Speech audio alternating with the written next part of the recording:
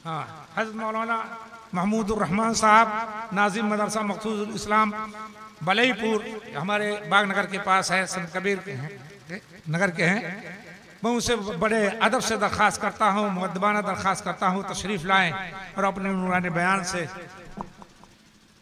बिस्मिल्लाहिर्रहमानिर्रहीम अल्हम्दुलिल्लाहि वकफ़ा व सलामुन अला इबादिहिल्लज़ीना इस्तफ़ा अम्मा बअद फ़अऊज़ु बिल्लाहि मिनश शैतानिर्रजीम बिस्मिल्लाहिर्रहमानिर्रहीम अम कुन्तुम शुहदाअ इज़ हज़र याक़ूबल मौत इज़ क़ाल लिबनीहि मा तअबुदून मिन बअदी क़ालू नअबुदु इलाहक व इलाह आबाइक इब्राहीम व इस्माईल व इसहाक़ इलाहन वाहिदा व नहनु लहू मुस्लिमून आमन्तु बिल्लाहि सदक़ल्लाहु मौलानल अलिय्युल अज़ीम। हज़रत उलमाए किराम स्टेज पर रौनक अफरोज़ हैं और अकाबिर उलमाए किराम के दरमियान कुछ बातें कहना मुझे मालूम है अपने सुखन की तंग दामानी नामुमकिन है। चंद मिनट के लिए आपके दरमियान में हाजिरी दर्ज कराने के लिए आया हूँ। इंशाअल्लाह उसके बाद आज के इस इजलास के दो अहम मेहमान खुसूसी उस्ताद हदीस मदरसा अरबिया फुरकानिया गोंडा हज़रत मौलाना इफ्तिखारुल हसन साहब दामत बरकातुल आलिया और इसी तरीके से हज़रत मौलाना अमीन साहब बहराइची दामत बरकातुल आलिया को सुनने के लिए हम सब आए हुए हैं। इसलिए आप इत्मीनान से बैठे रहें, सुकून के साथ बैठे रहें। आप यकीन मानिए इतनी देर तक आपके सामने बड़े बड़े उलमाए किराम आमतौर पर इतने देर तक बहुत कम मिलते हैं, लेकिन आप शायर इस्लाम को भी आप देख रहे हैं, बड़े बड़े अकाबिरीन आपके स्टेज पर मौजूद हैं। ये हम सब की ये कोशिश होनी चाहिए कि जब तक दुआ ना हो जाए हम यहाँ से उठने का माहौल हरगिज ना बनाए। सूफी अब्दुल वहीद साहब गोंडवी नवरल्लाहु मरकदहू जब वो कहते थे तो अहद लिया करते थे कि वादा करो और इरादा करो कि जलसे के दरमियान में इंशाअल्लाह बीड़ी पीने भी हम नहीं उठेंगे। जब तक दुआ नहीं हो जाएगी, अल्लाह के सामने अपने हाथ को फैला नहीं देंगे, उस वक्त हम अपने उठने का माहौल नहीं बनाएंगे। क्यों? टूटे रिश्ते वो जोड़ देता है, बात रब पर जो छोड़ देता है उसके लुत्फो करम का क्या कहना, हजार मांगो करोड़ देता है। उस अल्लाह के सामने हम अपने दामन को फैलाना है, जिन्होंने हजारों और लाखों रुपए इस इजलास के लिए कुर्बान किए, ये समझाने के लिए कि इस दीन को अल्लाह ने जो हमें आता किया है, इस दीन के जिस तरीके से हम मुकल्लफ हैं, इस दीन के आने वाली नस्लें भी इस दीन की मुकल्लफ हैं, लेकिन उसको पहुंचाएगा कौन? हम और आप होंगे। बल्लिगु अन्नी वलो आया के तहत इस इजलास का इनेकाद किया गया।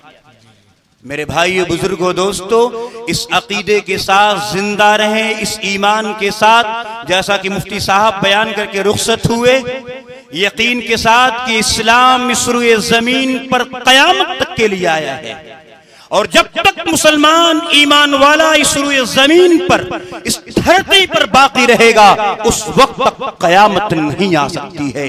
हालात कितने भी बदतर हो जाएं, सड़कों पर गर्दनें मुसलमानों की काट कर गिरा दी जाएं, लेकिन ये एतकाद रखिए, ईमान रखिए, उम्मीद रखिए कि जब तक एक ईमान वाला इस रुए जमीन पर होगा ये दुनिया का निजाम इसी तरीके से चलता रहेगा। युरीदून लियुत्फिउ नूरल्लाहि बिअफ़वाहिहिम वल्लाहु मुतिम्मु नूरी वलौ करिहल काफिरून। नूरे खुदा है कुफ्र की हरकत पे खंदसन, फूकों से ये चिराग बुझाया न जाएगा। फानूस बन के जिसकी हिफाजत हवा करे वो शम्म क्या बुझे जिसे रोशन खुदा करे। बेशक मेरे भाइयों बुजुर्गों दोस्तों, ये दीन इस्लाम अल्लाह ने हमें दिया है, इस एतकाद के साथ इसका ओढ़ना बिछौना बनाइए। ये क़यामत तक के लिए मुसलमान इस दुनिया में भेजा गया है। हजरत मुफ्ती साहब जो आखिरी बात कह करके रुखसत हुए, बस उसी आखिरी बात को ले कि इस दुनिया में जीने का अगर कोई असबाब मुहैया है, हम चाहते हैं कि दुनिया हमारी मुट्ठी में आ जाए, अगला 20 साल हमारा हो, एक ही रास्ता है, अपने नौनिहालों को तालीम के जेवर से आरास्ता किया जाए। मगर हालात क्या है? जिस कुरान की पहली आयत नाजिल होती है उस मक्कतुल मुकर्रमा के अंदर कि जाके हालात ये हैं कि इस दुनिया का सबसे गंदा इलाका वो मक्कतुल मुकर्रमा, जहां एक खुदा को छोड़कर लाखों माबूदाने बातिला के सामने अपने सरों को झुकाया करते थे। मर्द तो मर्द, औरतें भी उस घर के नंगे होने की हालत में तवाफ किया करती थीं। अपने हाथों से अपने बच्चियों को जमीन में जिंदा दफन कर दिया करते थे। बाप के इंतकाल के बाद बड़ा बेटा अपनी मां से निकाह कर लिया करता था। ये तमाम हालात उस मक्का की सरजमीन पर उस अरब के निजाम में दाखिल था। लेकिन कुरान की सबसे पहली आयत नाजिल होती है, इक़रा बिस्मि रब्बिकल्लज़ी खलक़। इस उम्मत की किस्मत को अल्लाह ने इल्म के साथ जोड़ दिया। हैरत है कि तालीम और तरक्की में पीछे जिस कौम का आगाज इक़रा से हुआ था। आज हम तालीम के मैदान में कहां हैं? हमारे नौजवान कहां तालीम के मैदान में हैं? हुजूर सल्लल्लाहु अलैहि वसल्लम ने इक़रा के जरिए से उन लोगों को, जो लोग आपको मक्का से निकलने पर मजबूर कर दिया, जिन लोगों ने और आपके रास्ते में कांटे बिछाए और न जाने कैसी कैसी गालियां दी, लेकिन जब तालीम के जेवर से उनको आरास्ता किया, वही लोग जो आपको गालियां देते थे, वही लोग जो आपको बुरा भला कहते थे, लेकिन तालीम के जेवर से उनको आरास्ता किया, आप थूक रहे हैं तो आपका लुआबे मुबारक अपने हाथों पर लेकर के अपने जिस्मों पर मल रहे हैं। हुजूर आए तो सिर्रे आफरीन छपा गई दुनिया, अंधेरों से निकलकर रोशनी में आ गई दुनिया। बुझे चेहरों का जंग उतरा, सुते चेहरों पे नूर आया। हुजूर आए तो इंसानों को जीने का शऊर आया। अल्लाह के रसूल सल्लल्लाहु अलैहि वसल्लम ने ऐसी तरबियत। मेरे भाइयों, इस मौजूदा हालात में अपने इन मासूम बच्चों के ईमान की हिफाजत करना हर एक ईमान वाले की जिम्मेदारी है। इसलिए हुकूक तय किए गए, जहां माँ बाप के हुकूक तय किए गए, वालिदैन के हुकूक तय किए गए कि माँ के कदमों तले जन्नत है, अल जन्नतु तहत अक़दामिल उम्महात। बाप को बताया कि जन्नत का दरवाजा है, वहीं औलाद के हुकूक को तय किया गया और वालिदैन को पाबंद बनाया गया। अगर ये चाहते हो कि तुम्हारी औलाद तुम्हारी जिंदगी में तुम्हारे बुढ़ापे का सहारा बने, तुम चाहते हो तुम्हारी निगाहों के सामने एक खिदमत करने वाली बने, तुम चाहते हो तुम्हारी निगाहों के सामने ये ईमान में फले बढ़े, अगर ये चाहते हो तो अपने औलाद के हुकूक को अदा करो। इसलिए फरमाया कि जब बच्चा पैदा हो जाए, सबसे पहला और बुनियादी ये हक है कि उस बच्चे का अच्छा सा नाम रखा जाए। नामों की इस दौड़ में ऐसे नाम का इंतखाब ना किया जाए जिसके मानी अच्छे ना। सहाबे किराम के नामों में से, बुजुर्गाने दीन के नामों में से कोई नाम का इंतखाब किया जाए।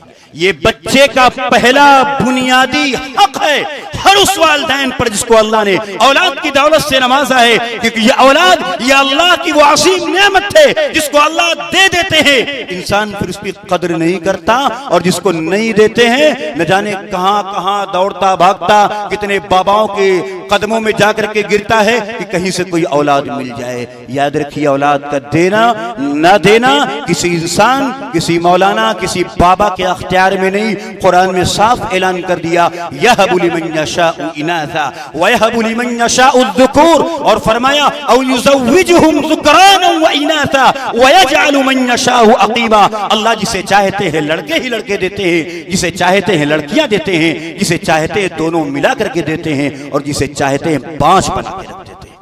ये अल्लाह के अख्तियार में है। तो ये औलाद की ये अजीम नेमत अल्लाह ने जिनको दी है उसका सही हक अदा करे। पहला बुनियादी हक ये है कि अपने बच्चों का सही नाम रखा जाए।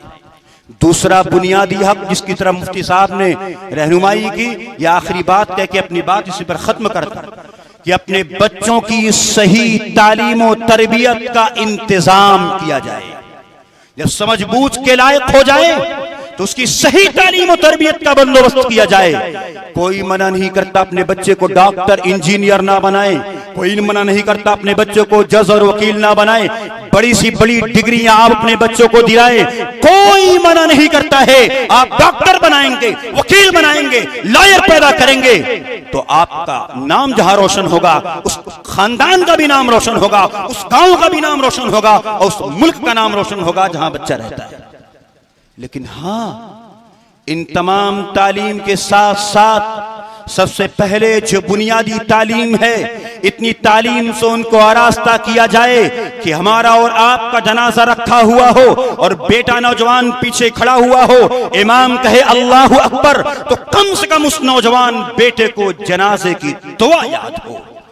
कहीं ऐसा ना हो कि इस दुनिया की खातिर कि है तालीम तालीम तालीम, पैसों के लालच में अपने बच्चों को बड़ी बड़ी डिग्रियां दिला दिया, लेकिन मेरा जनाजा रखा हुआ है, पीछे औलाद खड़ी हुई है, इमाम ने कहा अल्लाहु अकबर, बगैर जनाजे की दुआ के मेरे सगे बेटे ने जनाजे की नमाज भी पढ़ ली और बगैर दुआ के कब्र के गड्ढे में उतार दिया।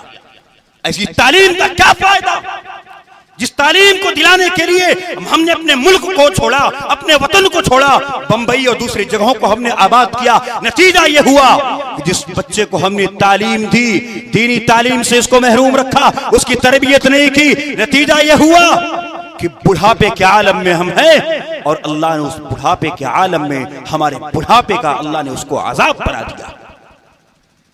मेरे भाइयों, आप तालीम जरूर दिलाइए, लेकिन तालीम के इस माहौल में, इस भाग दौड़ में कहीं ऐसा ना हो जो तरबियत उसकी करनी चाहिए थी, जो दीनी तालीम से उसको रोशनास कराना चाहिए था, हमने उसको पीछे छोड़ दिया और तालीम की इस भाग दौड़ में हमने उसको तालीम तो दिला दी, लेकिन आप यकीन मानिए, समझिए, गौर कीजिए, जिस तालीम के पीछे मैं दौड़ रहा हूं, जिस तालीम के पीछे अपनी जायदाद को बर्बाद कर रहा हूं, आप दिल पर हाथ रखकर सोचिए, बुढ़ापे के आलम में पहुंचूंगा अगर मैंने उसकी तरबियत नहीं की, दीन के एतबार से उसको समझाया नहीं, उसको बतलाया नहीं, क्या बुढ़ापे के आलम में मेरे पेशाब पखाना के निकलने को और उसके साफ करने को वो सवाब समझेगा, या उसको तकलीफ समझ करके बाप को छोड़ करके शहर का रुख कर लेगा?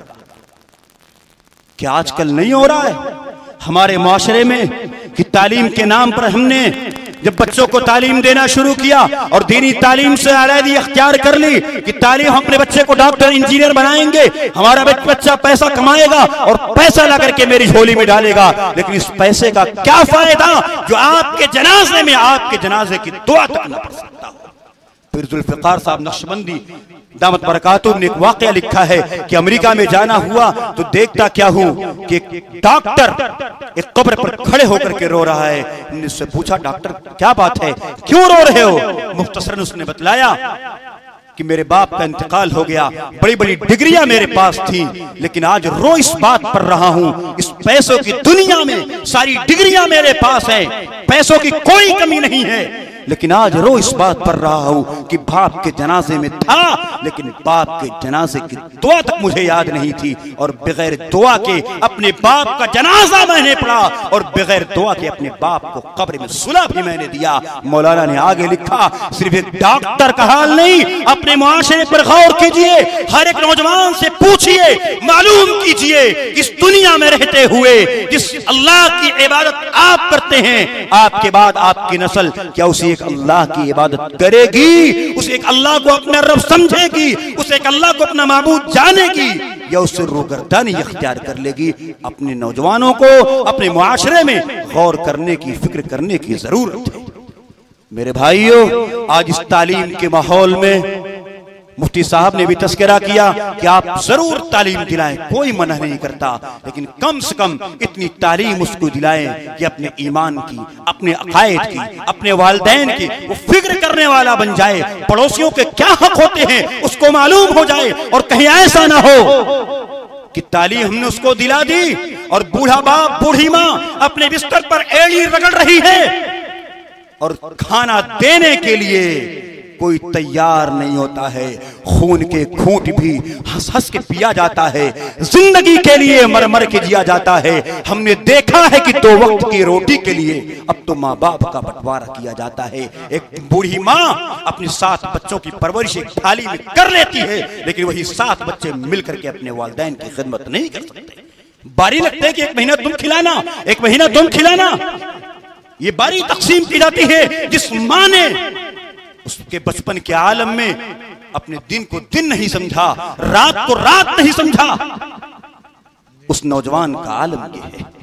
मेरे भाइयों, आखिरी बात कि आप तालीम से अपने बच्चों को जोड़िए, तालीम के रास्ते पर चलाइए। लेकिन मेरे नौजवानों से भी दरखास्त है, इस बदलते हालात में आप अपने कौम के अमीन बनिए, अपने बच्चियों की हिफाजत करने वाले बनिए, अपने बच्चियों पर निगाह रखने वाले बनिए। अगर तालीम आपको दिला दी गई, जो तालीम आपके जेवर को छीन ले, हया के जेवर को छीन ले जो तालीम, और आपके सरों से दुपट्टे को छीन ले, बेहतर है कि उस तालीम से अपने बच्चियों को जाहिल बनाया जाए। आज नतीजा क्या है? जिनने तालीम का नाम दिया, मखलूक तालीमी निजाम का वो दौर शुरू किया, नतीजा क्या होता है? कोई बुराई नहीं बयान की जाती, तालीम से किसी को रोका नहीं जाता, लेकिन आप अपनी खुली आंखों से बेहयाई के माहौल को देख रहे हैं। आप जायजा ले लीजिए, 15 का 26 जनवरी के मौके पर एक्शन के नाम पर बूढ़ा बाप सामने बैठा है, उसकी नौजवान बच्ची, उसकी भांजी स्टेज पर खड़े होकर के डांस करती है और वो ताली बजाता है कि हाँ मेरी बच्चे के नाचने का हुनर मालूम हो गया है। उन बेगैरत मर्दों, उन बेगैरत नौजवानों के बारे में क्या कहा जाए जो अपने हाथ से अपनी बच्चियों को इर्तिदाद के दहाने पर छोड़ देते हैं और रोते उस वक्त हैं जब बच्ची गैर के बिस्तर को गर्म करती है और कहते मौलवी साहब बहुत दुख हो रहा है, बहुत दर्द हो रहा है कि नौजवान बच्ची जिसकी तरबियत, जिसके कान में हय्या अलल सलाह कहा गया, हय्या अलल फलाह कहा गया, आज गैर के बिस्तर को गर्म करने के लिए वो तैयार हो रही है। किसकी गलती है? किसने ये जुर्म किया? हम खुली आंखों से देख रहे हैं, एक नौजवान लड़का, एक नौजवान बच्ची एक दरसगाह में मिलकर के तालीम हासिल करते हैं, जबकि रसूलुल्लाह सल्लल्लाहु अलैहि वसल्लम का फरमान है 7 साल का बच्चा हो जाए उसके बिस्तर को अलग कर दिया जाए। क्या बाइद है कि जहां पर बालिग बच्चे और बालिग बच्चियां एक साथ बैठकर तालीम हासिल करेंगे, क्या उनके अंदर दिल नहीं है? क्या इस बदलते माहौल में हर हाथ मोबाइल जिनके हाथों में पहुंच चुका है, एक दरिंदा हथियार जिसके दरिंदा हाथ में दे दिया गया है, क्या उसके कलेजे में दिल नहीं है? क्या बच्चियों की इज्जतों को लूटने को अपने दिल का सुकून नहीं समझेंगे? क्या उसके इज्जत को लूटने को अपनी जिंदगी का आराम नहीं बनाएंगे? हम खुली आंखों से देख रहे, उसके बावजूद अपने बच्ची का हाथ पकड़ करके उस कॉलेज, उस स्कूल के हवाले करते हैं जहां बालिग बच्चे और बच्चियां मिलकर के एक साथ तालीम हासिल करते हैं। उनकी इज्जत का जनाजा हम अपने हाथों से निकाल रहे हैं। हम जरूर गाली दें, हम जरूर बुरा भला कहें कि उन्होंने बर्बाद कर दिया, उन्होंने बर्बाद कर दिया। जितना इस दीन इस्लाम को खैरों ने नुकसान पहुंचाया, उससे कहीं ज्यादा हमने अपने हाथों से इस दीन को, इस इस्लाम को नुकसान पहुंचाया। दिल के फफोले जल उठे, सीने के दाग से इस घर को आग लग गई, घर के चिराग से हमने फिक्र नहीं की। याद रखिए, वो इर्तिदाद की लहर गांव नहीं हमारे दरवाजे तक वो आ चुकी है। हम जरूर जबान से कह रहे हो कि ला इलाहा इल्लल्लाह मुहम्मदुर रसूलुल्लाह, लेकिन उन बच्चियों की फिक्र कीजिए जो गैरों के स्कूलों में और बालिग बच्चों के साथ में बैठ करके तालीम हासिल करते हैं। उनका दिमाग इस्लाम से खाली हो चुका है, इर्तिदाद उनके दिमागों में पहुंच चुका है और हम सो रहे हैं और अगलाइयां ले रहे हैं। इस कौम को तो बेदार सुबह जल्दी होना चाहिए था। वो 10 बजे नौजवान, वो कौम बेदार होती है क्यों? जो तालीम हासिल करता है, जो मखलूक निजामी तालीम में रहता है, रात भर मोबाइल चला करके न जाने कैसी कैसी वीडियोस अपनी आंखों से देखता है और फिर उसका नतीजा क्या होता है? किसी गुड़िया को, किसी बहन को रास्ते में चलते हुए अपने रात के खिलौने का सामान समझता है। अपनी बहन, उसकी हिफाजत करने के लिए उसके पास वक्त नहीं, अपने घर वालों को देखने के लिए वक्त नहीं। दूसरे की बहन अगर रास्ते से गुजर जाए, हमारा नौजवान उस बहन को आंख उठा करके ऐसे देखेगा, इस तरीके से उसकी आंखें नीचे गिरने का नाम नहीं लेंगी कि गोया कि मेरे लिए गुड़िया खिलौना है। मेरे नौजवानों, अपनी जिंदगी को पाकीज़ा करो, अपने अल्लाह से डरो, वो हर अमल से बाखबर है। रात मोबाइल की स्क्रीन पर क्या चल रहा है, क्या देख रहे हो, अल्लाह हर चीज से बाखबर है, वो देख रहा है। कल मैदान महशर में बतला देगा क्या करके आए हो, क्या किए दुनिया में, सब कुछ सामने आ जाएगा। मंजिल से आगे बढ़कर मंजिल तलाश कर, मिल जाए तुझको दरिया तो समंदर तलाश कर। शीशा ही टूट जाता है पत्थर की चोट से, पत्थर ही टूट जाए वो शीशा तलाश कर। वो मा अलैना इल्लल बलाग।